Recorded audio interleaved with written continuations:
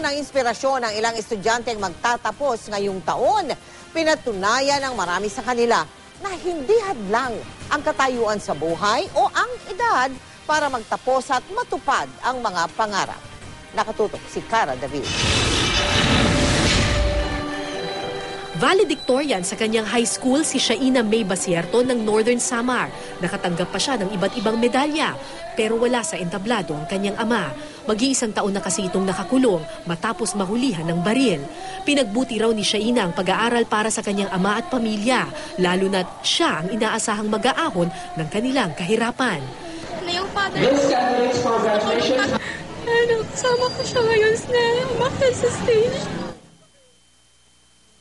Hindi naman hadlang ang edad para kay Mang Diego para makamit ang pangarap na makapagtapos.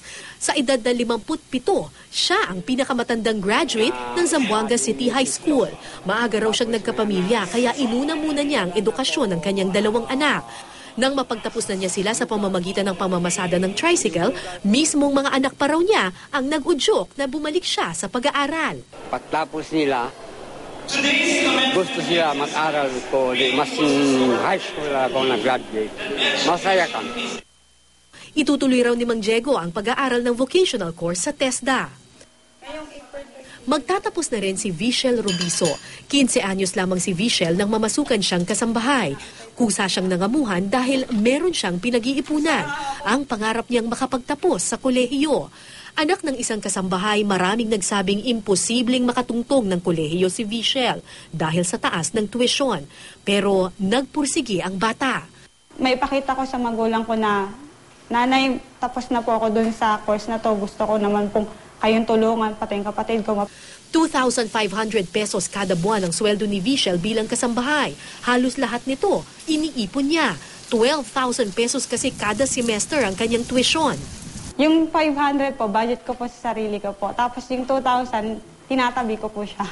Para saan? Para sa ipon ko po pag last sem po ng course ko po. Noong nakaraang taon, napilitan siyang tumigil sa pag-aaral. Kinapos kasi ng pera ang kanyang pamilya. Pero imbis na mawalan ng pag-asa, ginamit ni Vichel ang taong iyon para magtrabaho at mag-ipon.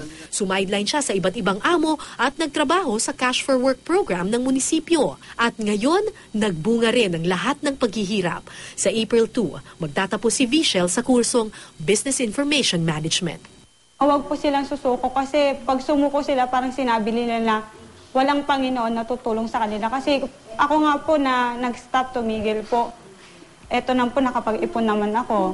Nabigyan ko ng yung sarili ko na kaya mo yung Vichel kahit mahirap kayo. Cara David, Nakatutok, 24 Oras.